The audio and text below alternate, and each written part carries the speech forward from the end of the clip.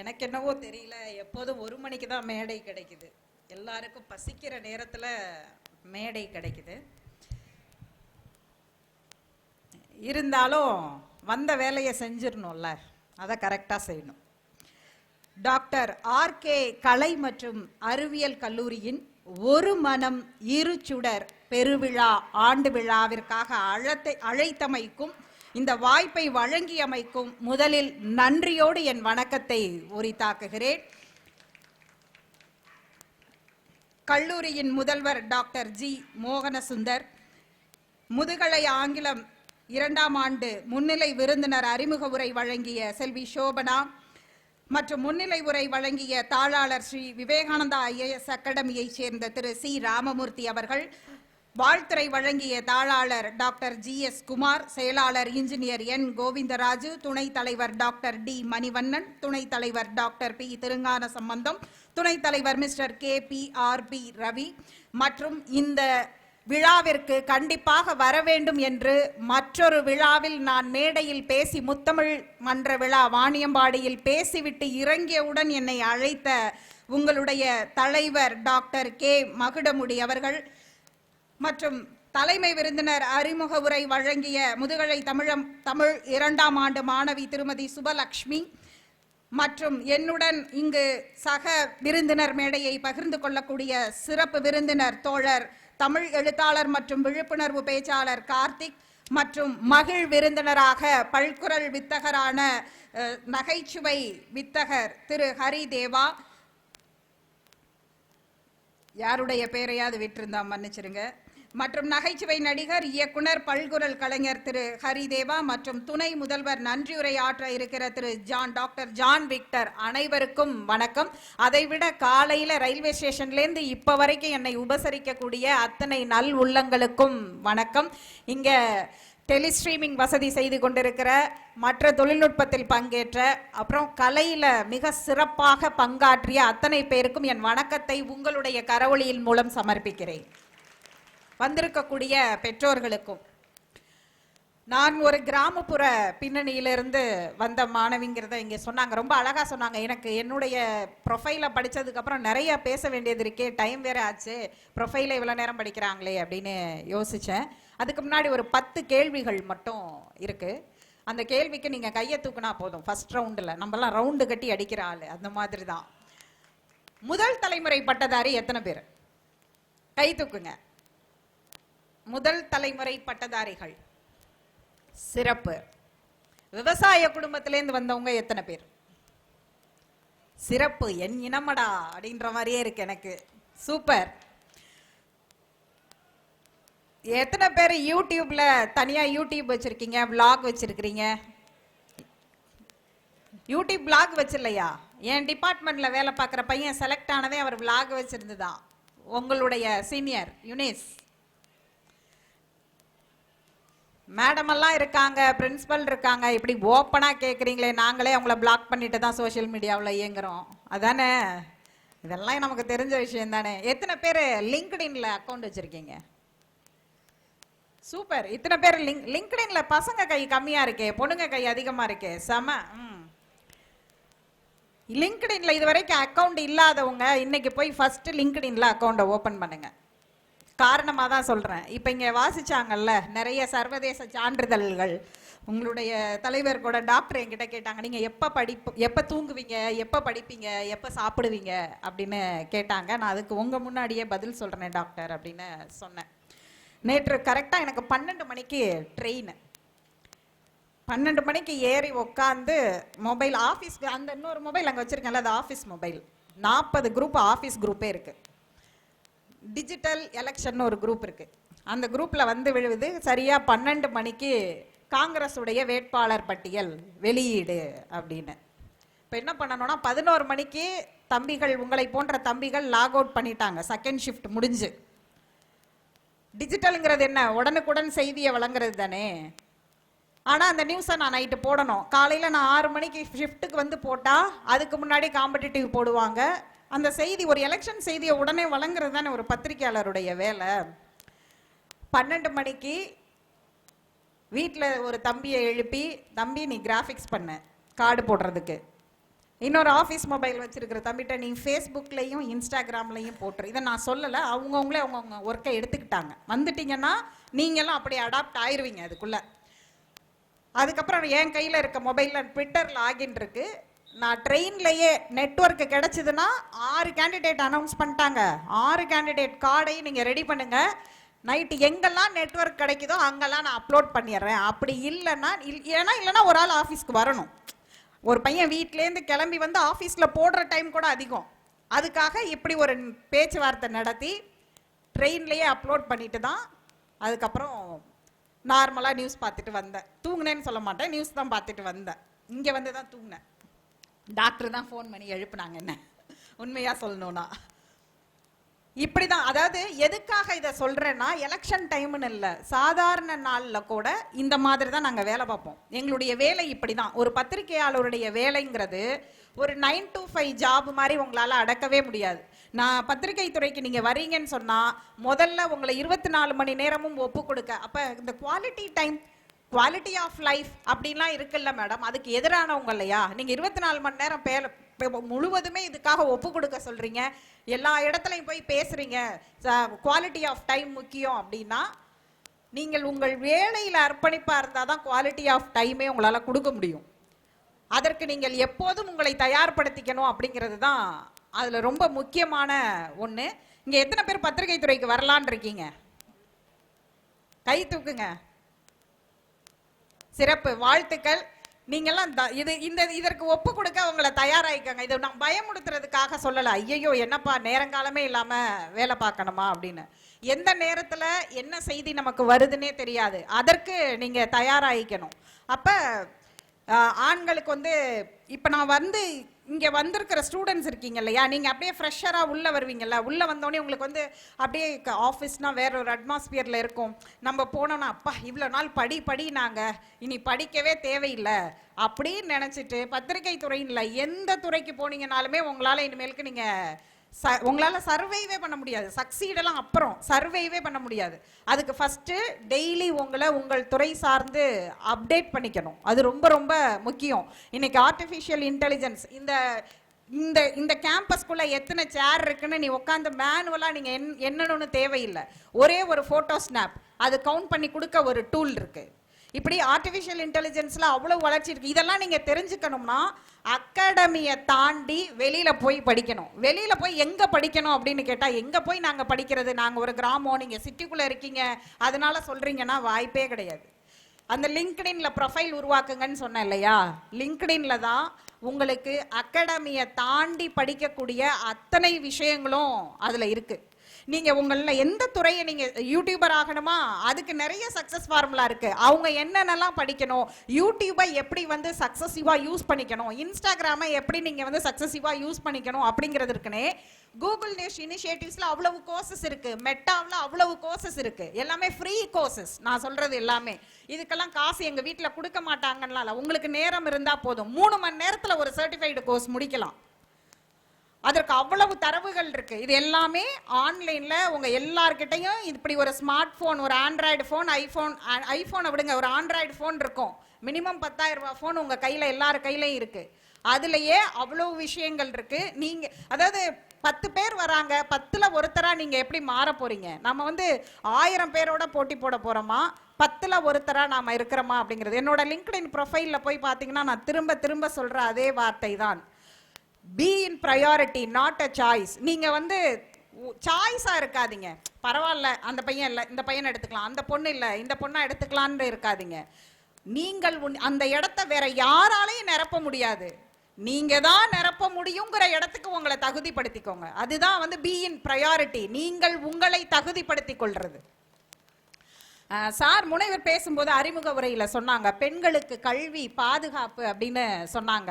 நான் அதை இன்னும் கொஞ்சம் டிஃபைன் பண்ணுறேன், இன்னும் கொஞ்சம் அதை இன்னும் எக்ஸ்ட்ராக்ட் பண்ணுறேன், இன்னும் கொஞ்சம் அதை மேன்மைப்படுத்தி சொல்கிறேன். பெண்களுக்கு கல்வி என்பது சுயமரியாதை, சுய சார்பு, நிதி விடுதலை, நிதி சுதந்திரம், பொருளாதார சுதந்திரம். பெண்களுக்கு கல்வி என்பது சுயமரியாதை. அப்புறம்தான் மற்றதெல்லாம். அந்த சுயமரியாதைக்குள்ளேயே பாதுகாப்பும் அடங்கிறது. நீங்கள் சுயமரியாதையுடன் இருந்தால் பாதுகாப்பு கண்டிப்பாக உங்களுக்கு இருக்கும்.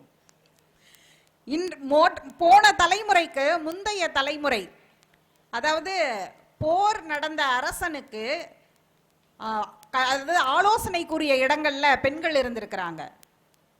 இன்றைக்கு முக்கியமான இஸ்ரோ ப்ராஜெக்ட்ஸ்ல பாத்தீங்கன்னா பெண்கள் இருக்கிறாங்க, சயின்டிஸ்ட் இருக்கிறாங்க. நமக்கு ஸ்டெம்ல வந்து உலக அளவுல பாத்தீங்கன்னா யூஎஸ் யூகே விட ஸ்டெம்னா தெரியுமா? Science, technology, engineering, mathematics. அந்த ஸ்டெம்ல பெண்கள், இந்தியா பெண்கள் தான் அதிகமா இருக்கிறாங்க, 23%. உங்களை போன்ற, என்னை போன்ற கிராமப்புறத்திலேருந்து, விவசாய குடும்பத்திலேருந்து வந்து படிக்கணும்னு ஒரு தாகத்தோட வர்றோம் இல்லையா, நமக்கான இடம் அங்கே காத்து கொண்டிருக்கிறது. அந்த மைமிங் பண்ணாங்க இல்லையா, தண்ணீரை வந்து வேஸ்ட் பண்ணக்கூடாதுன்னு சொல்லிட்டு ரொம்ப அழகா பண்ணியிருந்தாங்க.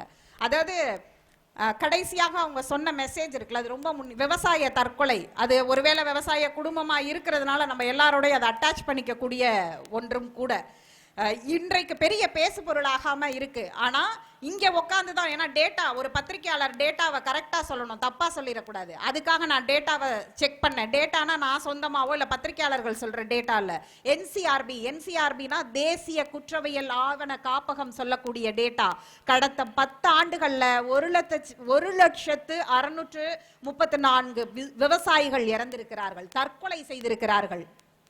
ஒரு செய்தியா நாம கடந்து போயிடுறோம். 2023 மட்டும் 6000 சொச்சம், அதுல 600 பேர்கள் பெண் விவசாயிகள் தற்கொலை செய்திருக்கிறார்கள். இந்த கணக்கை நம்ம எங்க போய் பேசுறோம்? அந்த பொண்ணு கடைசியாக எத்தனை பேருக்கு புரிஞ்சுதுன்னு தெரியல, தூக்கு மாட்டிட்டு அவங்க அப்படியே சாகிற மாதிரி தான் முடிச்சிருப்பாங்க. அடுத்த மைம் பண்ணும்போது பாசிட்டிவா முடிங்க, நாம பாசிட்டிவ்லேருந்து தொடங்குவோம். நீங்க செய்தியை மட்டும் கொடுத்துட்டீங்க, செய்திக்கான அடுத்த கோணத்தை உங்களிடமிருந்து அதாவது செய்தியை வந்து செய்தியா பார்க்கிறது வந்து அப்படியே ரிஃப்ளெக்ஷன், அதோட அடுத்த கட்டத்துக்கு நகர்த்துறது தான் ஆக்டிவிசம். ஆக்டிவிசம் எப்படி இயங்கணும் அப்படிங்கிறதற்கு நீங்கள் அதற்கான முயற்சிகளை எடுங்க அப்படிங்கிறது தான். இங்க நீங்கள் வந்து வாட்டர் சேவிங்கான முயற்சிகளை உங்களிலிருந்து தொடங்குங்க. இங்க செஞ்ச அத்தனை பேரும், எத்தனை பேர் வந்து வீட்டில் வந்து பைப்பு திறந்துருக்கும், மோட்டர்ல தண்ணி ஊற்றும், ஓடிடியில் உட்காந்து அதே பெல்லாச்சாவு மணி ஹிஸ்ட் பார்த்தது எத்தனை பேர்? பெல்லாச்சாவு பார்த்தோன்னே உங்களோட கனெக்ட் பண்ணிக்கிட்டது எத்தனை பேர்? ஒரே ஒரு மணி ஹிஸ்ட் எண்ணினமடா. கேட்ராமா பார்க்குறவங்க எத்தனை பேர்? கொரியன் சீரீஸ் நிறைய பெண்கள் கைத்துக்குறீங்க, ஏன்னா கொரியன் சீரீஸ் பெண்களுக்கு ரொம்ப பிடிக்கும். ஏன் பெண்களுக்கு பிடிக்கும்னு சொல்றேன், அதுக்கு ஒரு காரணம். நான் உங்ககிட்ட இருந்து கேள்வி கேட்டு உங்கள் விடையில இருந்து தான் பேசுவேன். எனக்கு ப்ரிப்பேர் பண்ணிட்டு வந்து பேசுற பழக்கமே கிடையாது. உங்களிடம் இருந்து வரக்கூடிய பதில் தான் உங்களுக்கு என்ன சொல்லணும் அப்படிங்கிறது என்ன தீர்மானிக்கும். இந்த இடத்துல தான் நான் என்ன பேசணுங்கிறத அசம்பிளே பண்ணுவேன். எனக்கு ப்ரிப்பேர் பண்ணிட்டு எழுதி வச்சு பேசுற பழக்கமே கிடையாது. ஒரு குட்டி ஸ்டோரி அவங்க சொன்னது மாதிரி சொல்றேன். ஒருத்தர் வந்து இந்த மாதிரி ஒரு அரங்கத்துல மேடையில பாடுகிறார், மிக சிறப்பாக பாடுகிறார். பின்னாடி இருந்து வித்வான் வந்து ஒன்ஸ் மோர் அப்படின்னு சொல்லிக்கிட்டே இருக்கிறார். நான் அதுக்கப்புறம் வர்றேன் அந்த வாட்டருக்கு. இந்த கதை எதுக்கு சொல்றேன்னு சொல்றேன். ஒன்ஸ் மோர்னோட அவரும் ஐயோ வித்வானே பாராட்டுறாரு அப்படின்னு சொல்லிட்டு இவரும் பாடுறாரு திரும்ப பாடுறாரு. அவருக்கு வந்து ஒரு காலகட்டத்தில் அவரால் பாடி தள்ளாடிடுறாரு. இவருக்கு ஒரு லெவலுக்கு மேலே ஒன்ஸ் மோர்னா ஃபர்ஸ்ட் ஆனந்தமா இருக்கும், ஒன்ஸ் மோர் கேட்குறாங்களேன்னு. கொஞ்ச நேரத்துக்கு அப்புறம் நாக்கு தள்ளிடும் நமக்கு இல்லையா? அப்ப உண்மையாகவே என் பாட்டு அவ்வளவு பிடிச்சிருக்கா அப்படின்னு வித்வானை பார்த்து கேட்டுறாரு. அடுத்த தடவை ஒன்ஸ் மோர் கேட்டோன்னே அங்கேருந்து சொம்ப தூக்கி தண்ணி சொம்ப விட்டு அடிச்சாராம். எப்பயாவது நீ ஒழுங்கா பாடுவேன்னு திரும்ப பாடுன்னு சொல்லிட்டு இருந்தேன் நானுன்னு சொன்னாராம். அப்படி நானே பேசிட்டு இருந்தேன்னு வச்சுக்கோங்களேன், உங்களுக்கு அப்படிதான் இருக்கும்.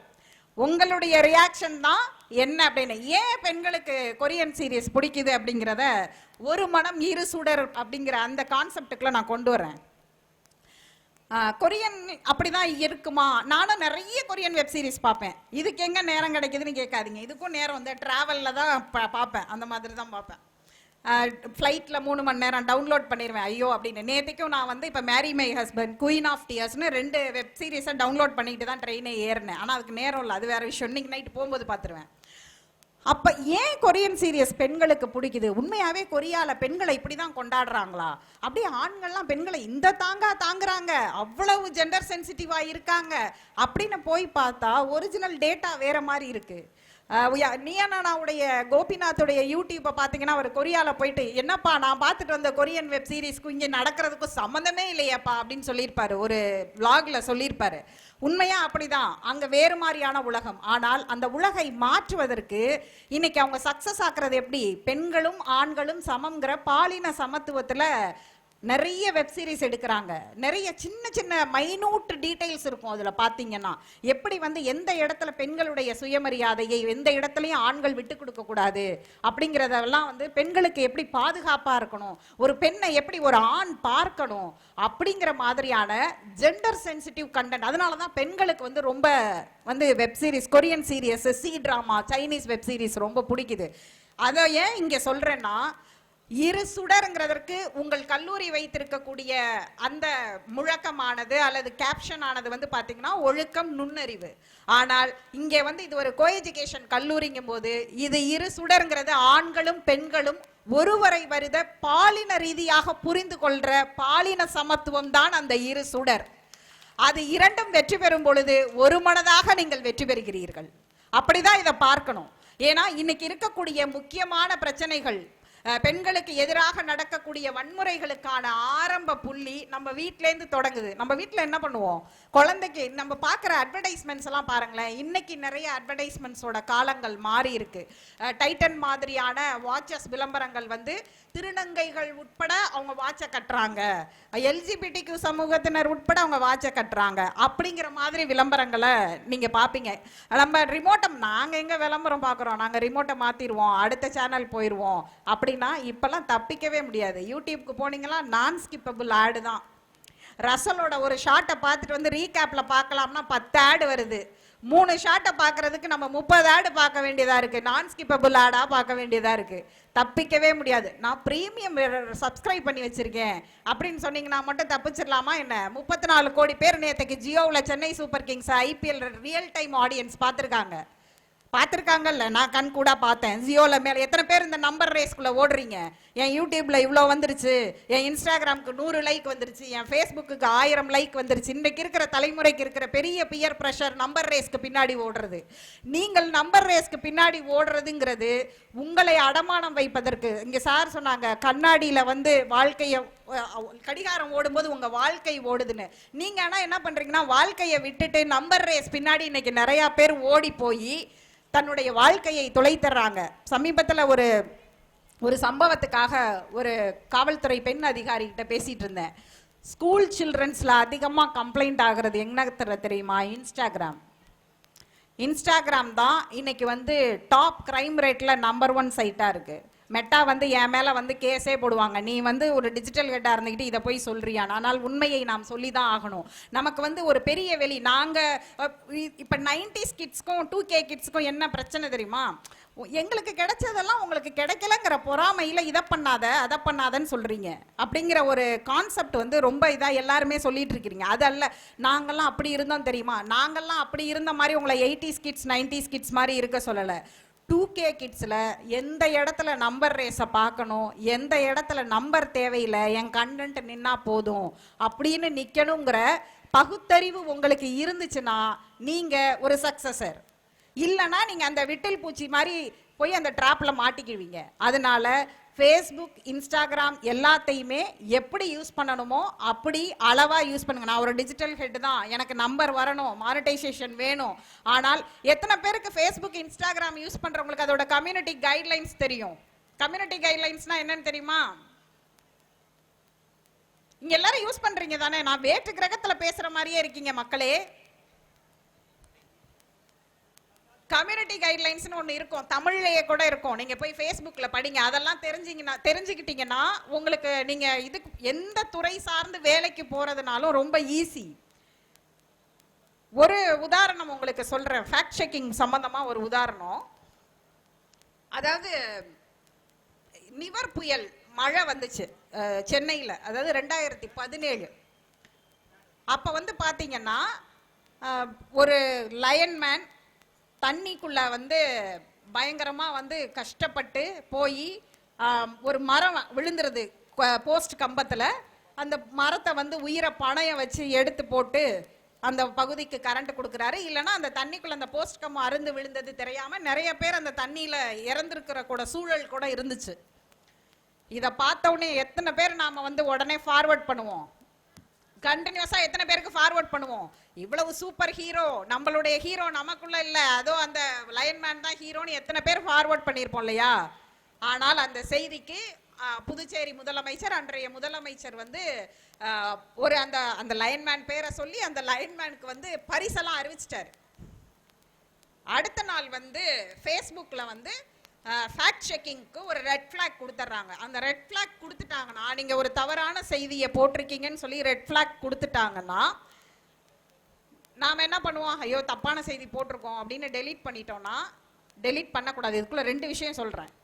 டெலிட் பண்ணக்கூடாது. நீங்க எல்லாரும் ஃபேஸ்புக்ல என்ன ஐயோ தப்புன்னு சொல்லுது, சென்சிட்டிவ் கண்டென்ட்னு சொல்லுதுன்னு டெலிட் பண்ணக்கூடாது. நீங்க போய் அப்பீல் கொடுக்கணும். அப்பீல் கொடுத்து இந்த செய்தியை தவறா வழங்கியதுக்கு சாரி அப்பாலஜைஸ்னு நீங்க அப்பீல் கொடுத்து, அந்த அப்பீல் அவங்க ஓகே பண்ணதுக்கு அப்புறம் தான் நீங்க டெலிட் பண்ணணும். டெலிட் பண்ணா என்ன ஆகும் தெரியுமா? ஃபேஸ்புக்ல நீங்க காசு சம்பாரிச்சிட்டு இருந்தீங்கன்னா அடுத்த 90 நாளைக்கு ₹1 வராது உங்களுக்கு. உங்க பேஜ் நீங்க சொன்னீங்க இல்லையா, என் வியூஸ் 1000 பேர் பாக்குறான், என் ரீல்ஸ் 10,000 பேர் பாக்குறான்னு, 2 பிள்ளைக்கு கூட ரீச் போவாது. உங்களோட ரீச் அப்படியே கட் பண்ணிடுவாங்க. ஏன்னா நீங்க தவறான செய்திகளை மிஸ்இன்ஃபர்மேஷனை மிஸ்லீட் பண்ணீங்க அப்படின்னு. ஒரு அரசே மிஸ்லீட் பண்ண விஷயம்தான் அது. உண்மையாவே அந்த லைன்மேன் புதுச்சேரிக்காரும் கிடையாது, காரைக்காலும் கிடையாது. நாங்களும் அந்த செய்தியை போட்டோம். கடைசியில பார்த்தா அது தெலுங்கானாவில் நடந்தது. ஃபேக்ட் செக்கிங் பண்ணி ஃபேஸ்புக்ல சொன்னாங்க. நாம வந்து இங்க பரிசே கொடுத்து முடிச்சிட்டோம். அதுக்குள்ள ஏன் ஃபேக்ட் செக்கிங் ரொம்ப முக்கியம் அப்படிங்கிறதற்கான ஒரு உதாரணம். செய்தி சேனல்கள் தவறு செய்கின்றன. இப்பதான் 3 ஆண்டுகளா நான் வந்து 2வது பேட்ச் 2021 ஃபேக்ட் செக்கிங் கோர்ஸ் கூகுள்ல படிக்கும்போது நான் தான் வந்து இந்தியாவில் 2nd பேட்ச். இப்போ இந்தியாவிலேயே மொத்தம் 300 பேர் தான் சான்றிதழ் பெற்றிருக்கிறோம். இந்த 300 பேர் இந்தியாவில் இருக்கிற உங்களை போன்ற அவ்வளவு பேருக்கும் நாங்க தான் போய் சொல்லணும் இது எப்படி வந்து உண்மை செய்தியை கண்டறியணும் அப்படின்னு. எத்தனை பேர் ஃபேமிலி குரூப்ல இருக்கீங்க? வாட்ஸ்அப் குரூப்ல கை தூக்குங்க பார்ப்போம். எல்லாருமே ஃபேமிலி குரூப்ல இருப்பீங்க. மொத்த பேரையும் நான் கணக்கில் எடுத்துக்கிறேன். சில பேர் தூக்கல, குடும்ப குரூப்னு இருக்கும். நீங்க வேற, நான் மியூட்ல போட்டு வச்சிருந்தீங்கன்னா பிரச்சனையே கிடையாது. இருக்க சொல்லி இருக்காங்க. வெளியில வந்தா பஞ்சாயத்து ஆக்குவாங்க, மாமா சித்தி சித்தப்பா தாத்தாலாம். அதனால இருக்கணுமே. பெற்றோர்கள் மதிக்கல, நீ பாட்டுக்கு வெளியில போறேன்னு சொல்லுவாங்க. நம்ம அதுக்குள்ள போட்டாலும் இதையே நீ போட்டேன்னு நம்மள வாட்ச் டாக் மாதிரி பார்த்துக்கிட்டே இருப்பாங்க. இதெல்லாம் எதுக்கு தேவை? நாம பாட்டுக்கு அந்த குரூப்ல இருப்போம், ஆனா மியூட்ல போட்டு வச்சுட்டு மிச்சர் சாப்பிடுவோம் அப்படின்னு சொன்னீங்கன்னா பிரச்சனையே இல்லை எனக்கு. ஆனால் அந்த குரூப்பில் வருவதை உங்கள் மாமா சொல்கிறார், உங்கள் அப்பா சொல்லணும்னு செஞ்சீங்கன்னா, இன்னைக்கு ஃபேக்ட் செக்ல அதிகமா எங்க வந்து பொய் செய்திகள் உருவாகுதுன்னா குடும்ப குரூப்ல தான். தயவு செய்து குடும்ப குரூப்ல வர்ற செய்தியை ஃபாலோவும் பண்ணாதீங்க, ஃபார்வர்டும் பண்ணாதீங்க. என்னால உலகம் முழுவதும் போய் சொல்லிட முடியும். இந்த செய்திக்கு இந்த டூல் இருக்கு, உங்களுடைய மொபைல் கேமரா இருக்கு இல்லையா, அதுல கூகுள் லென்ஸ் இருக்கு இல்லையா, நீங்க வாங்குற அதாவது நீங்க பாக்குற ஒரு போட்டோ உண்மையா பொய்யான்னு உங்க கூகுள் லென்ஸ்ல போய் சர்ச் கொடுத்தீங்கன்னாவே சர்ச்ல நீங்க வந்து இதுக்கு முன்னாடி யாராவது பயன்படுத்தி இருக்காங்களா, இந்த செய்தி உண்மைதானா அப்படிங்கிறத நீங்க தெரிஞ்சுக்கலாம்.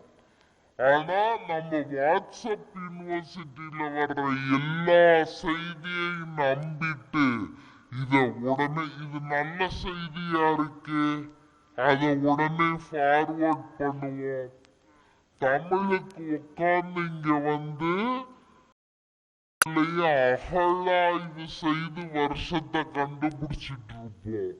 அதுக்கு அப்படியே அகைன்ஸ்டா வாட்ஸ்அப் யூனிவர்சிட்டியில இங்க இப்பதான் ஆரம்பிச்சது, தமிழை விட இன்னொரு மொழி தொன்மையானது அப்படின்னு வந்திருந்துச்சுன்னா இது நல்ல தகவலா இருக்கு. உடனடியா 4 பேருக்கு நாம கருத்து சொல்லியே ஆகணும். நாம வாட்ஸ்அப்ல இருக்கிறதுக்கான அர்த்தம் என்ன அப்படின்னு ஸ்டேட்டஸ்ல வச்சுட்டு ஃபேஸ்புக்ல ஷேர் பண்ணிட்டு கருத்து மட்டுமே சொல்லிட்டு இருந்தோம்னா தவறான செய்திகளை நாம் தொடர்ந்து பரப்பிக் கொண்டே இருக்கிறோம்.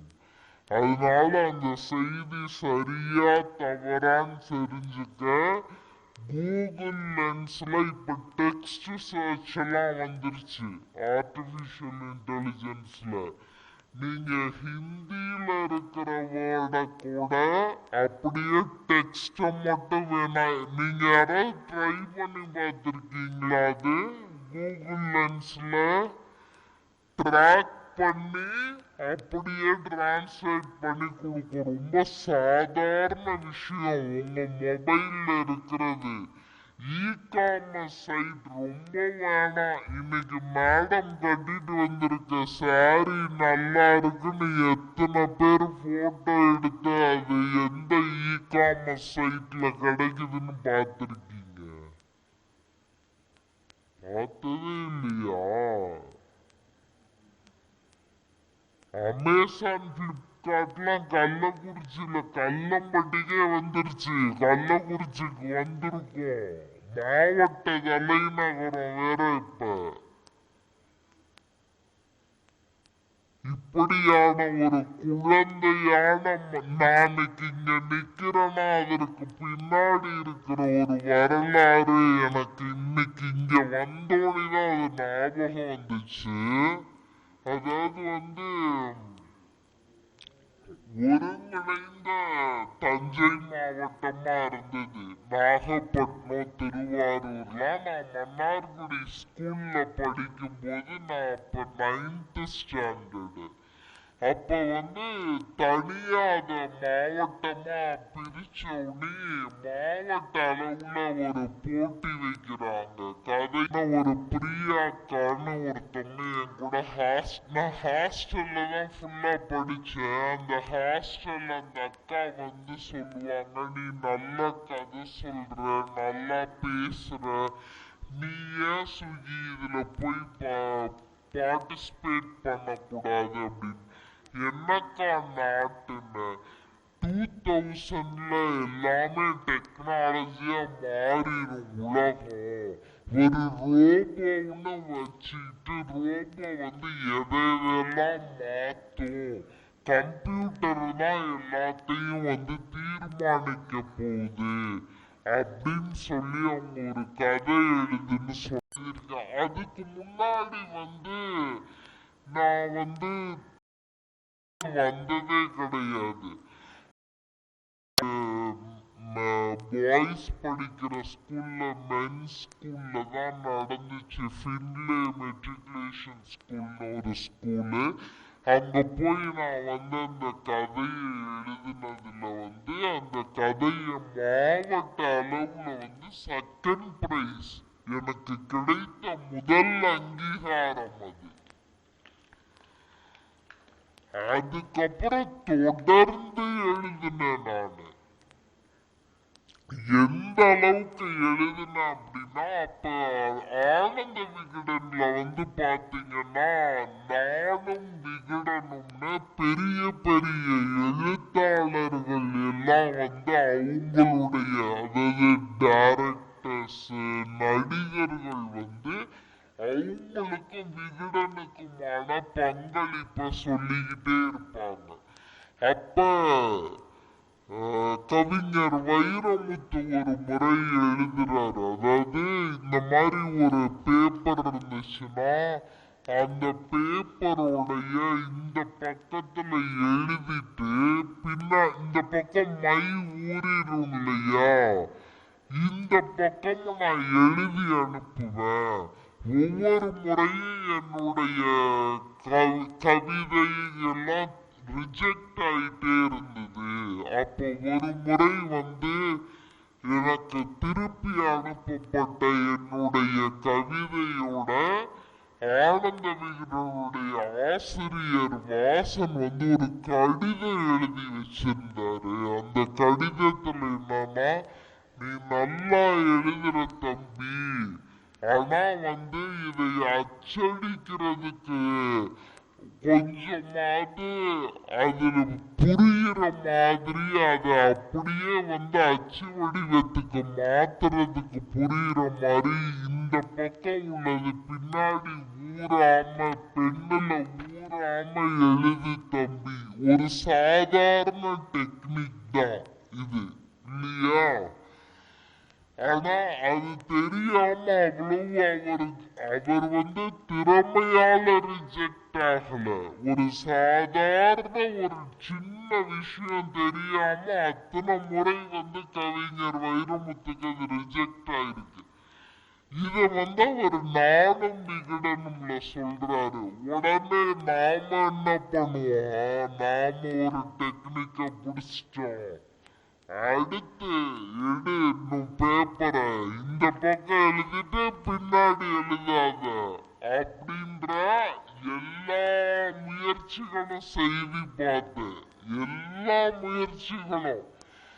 அதன் பிறகு பாத்தீங்கன்னா ஃபர்ஸ்ட் நிறைய வராம இருந்தது. அதன் பிறகு நான் எழுதுற சின்ன சின்ன விஷயங்கள்லாம் மேற்கோள் காண்பிச்சு உள்ள போட ஆரம்பிச்சாங்க. அது கொடுத்த தெம்புதான் பத்திரிகையாளர்னா ஆகி இன்னைக்கு உங்க முன்னாடி நின்றுட்டு இருக்கு. நான் அந்த ஒரு முயற்சியில தோல்வி அடைஞ்சிருந்தாலும் அல்லது அந்த செகண்ட் பிரைஸ வாங்காம இருந்திருந்தாலும் நானும் இன்னைக்கு ஏதோ ஒரு கம்ப்யூட்டர் ஆபீஸ்ல உட்கார்ந்து நான் படிச்ச படிப்புக்கு ஏதோ ஒரு வேலையை செஞ்சிட்டு இருந்திருப்பேன். ஆனால் இன்னைக்கு உங்க கல்லூரியில இந்த இடத்துல நிக்கணும்னா உங்களுக்குள்ள இருக்கிற ஏதோ ஒரு திறமைய திரும்ப திரும்ப திரும்ப நீங்க போக்கஸ்டா பண்ணுங்க. யார் எதிர்த்தாலும் நான் பத்திரிகை துறை கூட வரக்கூடாதுன்னு குடும்பங்களே எதிர்த்தாங்க. நம்மளுக்கெல்லாம் செட் ஆகாது, பெண்ணுக்கெல்லாம் செட் ஆகாது, எதெல்லாம் செட் ஆகாது. பெண்கள் அரசியல் பேச மாட்டாங்க, பெண்களுக்கு அரசியலே தெரியாது. அப்படியா, உடனே ஒரு அரசியல் நிகழ்ச்சி பண்ணு, விவாதம் பண்ணு. பிசினஸ், அதாவது பினான்ஸ், இன்னைக்கு பினான்ஸ் லிட்ரஸிங்கிறது ரொம்ப முக்கியம். பினான்ஸ் லிட்ரஸி அப்படிங்கிறது பொருளாதாரம் சார்ந்த அறிவு. பொருளாதார அறிவு கிடையவே கிடையாது. அதெல்லாம் ஆண்கள் தான் மேனேஜ் பண்ணுவாங்க, பெண்களுக்கு தெரியவே தெரியாது அப்படின்னு சொல்லிடுவாங்க. அரிசி டப்பால நம்ம பாட்டியும் நம்ம அப்பத்தாவும் காசு சேர்த்து வச்சிருந்து வீட்டுக்கு தேவையானப்ப எடுத்து கொடுத்தாங்க இல்லையா, அதுல சொல்ற பினான்சியல் லிட்ரஸிய விடவா பிசினஸ் மேனேஜ்மெண்ட்ல சொல்லி கொடுத்துட போறாங்க.